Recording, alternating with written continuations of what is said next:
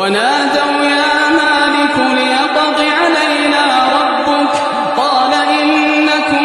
ماكثون لقد جئناكم